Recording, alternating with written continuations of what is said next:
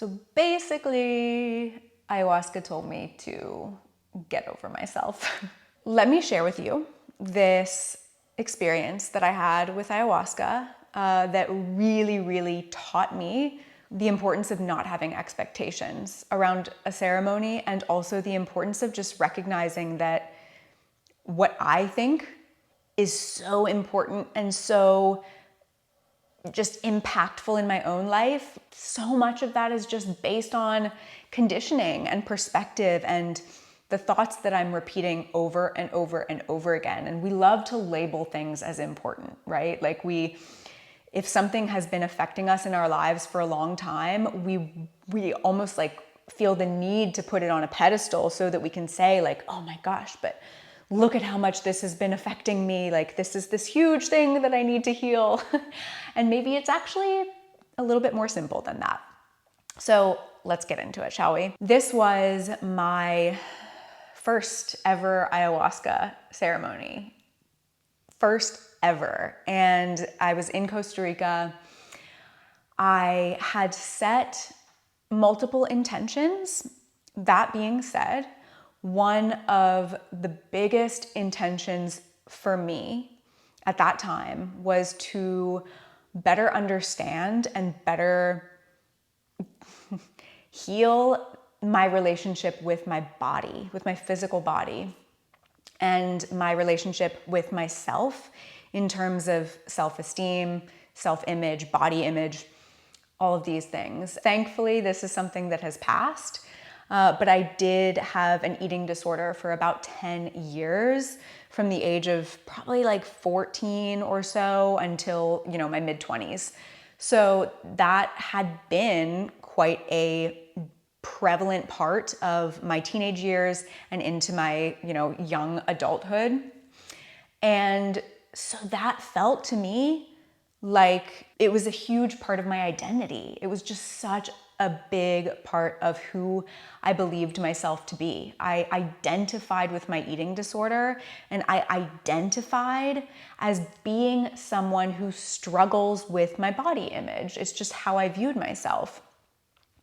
And so it felt really important. It felt so important that this was something that I touch on and something that I heal. So amongst other intentions, this was one that I was really clinging to, and I placed a very high importance around working through this. And I definitely had expectations that ayahuasca would understand, how important this was to me and how impactful this was for my life. And so I really didn't even have a doubt in my mind that that was going to be something that we were going to touch on. So we get into the ceremony, and I was, at least for this first one, I was having an absolutely beautiful experience. And I went really deep, really, really deep the first time that I worked with ayahuasca, and truly felt that I was experiencing and merging with just like divine consciousness and experiencing this aspect of oneness and connection to everything that exists, like beyond my comprehension of what that even meant in that moment. And it was really, really beautiful. I'm getting emotional just thinking about it. It was just so healing and safe and connected. I had never felt that kind of safety before. I had never felt that kind of peace and trust in knowing that I am not alone. And it was a beauty that was like beyond anything that I could comprehend. And it's such a gift. It's such a gift that I was even shown that, which this is part of what is so freaking funny about the human mind. It's like we could be in the most divine, beautiful of spaces, receiving the most profound gift. And in that moment, we'll be like, okay, but hold on. But what about the problem that I was trying to get to? Like, can we go back to that? So in this moment of just like divine beauty and connection and all the things, I was like, hold up, wait, what was that thing? Ah, right. Can we actually touch on the eating disorder and the body image stuff? Because that was kind of important. And my, again, expectation, right? Let's let go of the expectations. But my expectation was that ayahuasca would be like, oh, of course. Oh my God. I am so sorry that I took you over to this divine perfection. Let's just go to that. So let's just like heal you. And when you finish this ceremony, you will never have another issue with your self-image or body ever again. It'll just like be healed. Instead, what I heard, the response that I got in that moment was, get the F over yourself. That is not as important as you are making it out to be. And you need to freaking let it go. Like, stop making it more of a thing than it is. And it felt a little bit like a bitch slap across the face. It was really stern, tough love. That's a good way.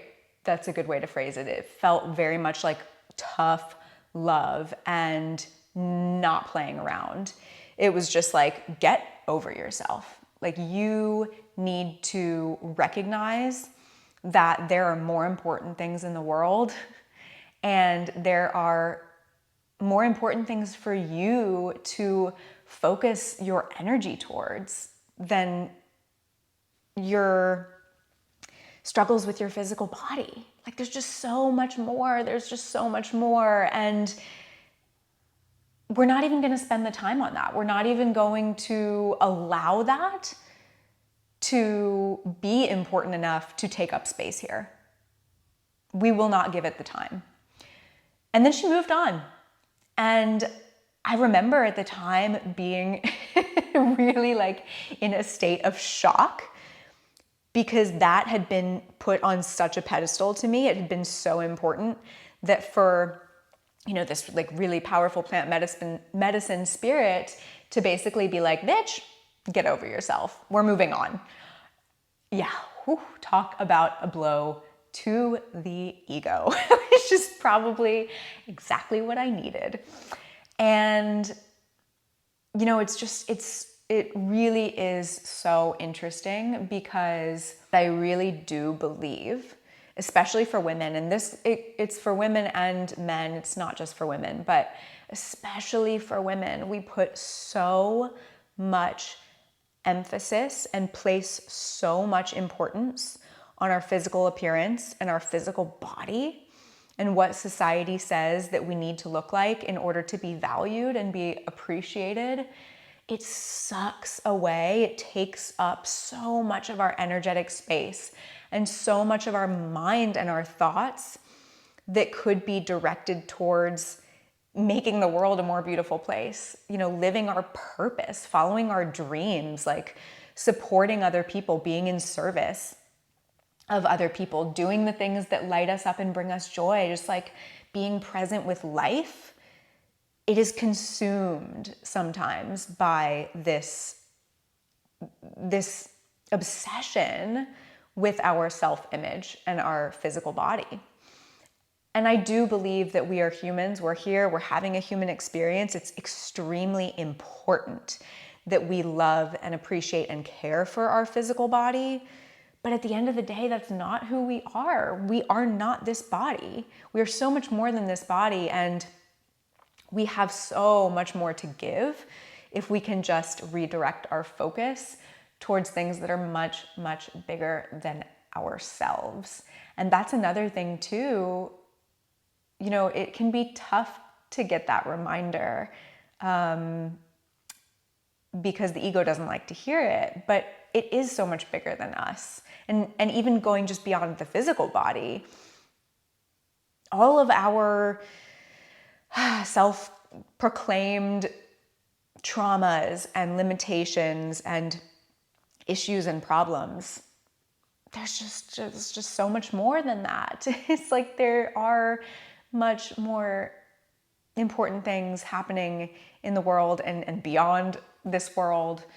And it's really easy for us to focus on our own problems. It's really easy for us to focus on our own issues and become really absorbed in that space. And so my experience of ayahuasca kind of telling me to like get over myself, it was a powerful reminder of that. You know, we have to take care of ourselves. We have to pay attention to and show love to ourselves, while also not getting caught up in that. And it doesn't always have to be like, oh, how can I heal constantly? It can become an addiction, and it can even sometimes become a form of escape to constantly heal and constantly be working on ourselves in that way. So I guess like my main takeaways from this experience with ayahuasca, for sure, number one, let go of expectations. No matter how important you think something might be, you may come to realize that that is not where the focus is going to be. It could go in a totally different direction. And sometimes that can be disappointing or it can feel frustrating, but that's okay. That's okay. That's life. And ayahuasca knows what we need, sometimes more than our conscious, like present self may be aware of. So be open to that. And also just remember that sometimes we do kind of just need to get over ourselves a little bit. It's like we need to think beyond ourselves, and we need to be aware of like, yes, I can continue to heal, and yes, I can work on myself, and I am important. We are all important, but where am I focusing so much on my own issues that I am preventing myself from making a greater impact in the world and for other people? I think that that's such an important piece. If I can let go of focusing on what I think are my biggest issues, how can I be of greater service to the world? If I can just like let go of these things that aren't so important. So I really, really invite you to think about this, to journal about this if you would like. Where in your life are you making something bigger than it needs to be, bigger than it really is? You know, where are you putting a problem on a pedestal? And where has your sense of self, where has your ego, where has your identity become so connected and sort of like entangled with this quote problem that it has become a part of who you are? And maybe all you need to do is take it off the pedestal, recognize that it's not actually as important as maybe you're making it out to be, and redirect your attention to things that are more important. Where in your life are you putting so much focus towards something that it is taking you away from where you can make a greater impact in your own life and in the life of others? So I really, really invite you to think about that and to spend some time like sitting with that question, because it can be really impactful. And we don't always think about that, right? The things that feel like big problems, they just feel like big problems. And maybe it is not. So I wanted to share that story with you. I hope that some little tidbit of, information or some bit of that story could potentially resonate or gives you something to think about. And again, if you are someone who is interested in working with ayahuasca, I do definitely recommend my video that just goes through the different tips and insights before you work with this medicine. I also have some videos on the diet for before and the diet for after, and the act of surrender as well. I have a video on surrendering with ayahuasca. So I will link all of these in the information box below. But if you have any other questions on ayahuasca, please let me know if you'd like to hear more personal stories or more of what I've experienced, my really dark, challenging ones, or some of the more light and beautiful experiences with ayahuasca. Let me know what you would like to hear. Thank you if you watched all the way until the end of this video.